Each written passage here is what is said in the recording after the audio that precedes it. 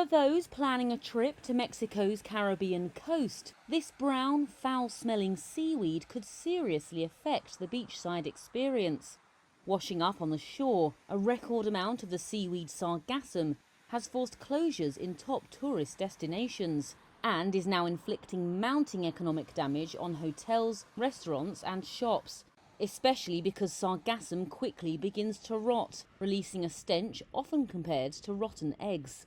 The unprecedented mass, which scientists say is caused by increasingly warm temperatures, has prompted the government to take action. Tulum Councilman Eugenio Barbacano said the drop in tourism is extremely serious. Es una macroalga que cada año se ha venido a más. It is a macroalgae that has increased year after year, and these arrivals are now so severe, so massive and so long-lasting. What used to be a 2 or 3 month sargassum season has become an intense period lasting up to 8 or 9 months a year, with millions and millions, even billions of tons of sargassum washing ashore, staining the colour of the sea. Workers line many beaches along Quintana Roo's Riviera Maya, shoveling heaps of the seaweed off the shoreline.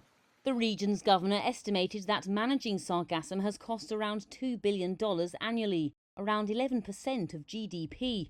As well as the costs, there are biodiversity effects. That's according to Brian Lapointe, research professor at Florida Atlantic University's Harbor Branch Oceanographic Institute. When it comes in massive amounts, it begins 24 to 48 hours, it begins to decompose and can release toxic hydrogen sulfide gas, right? Which is a health concern, okay?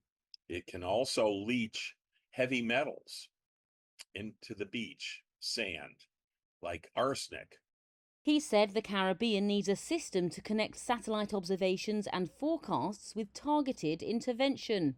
Environmental officials project over 131,000 US tons of sargassum to wash up on the shore by year's end, surpassing last year's record of around 105,000 US tons.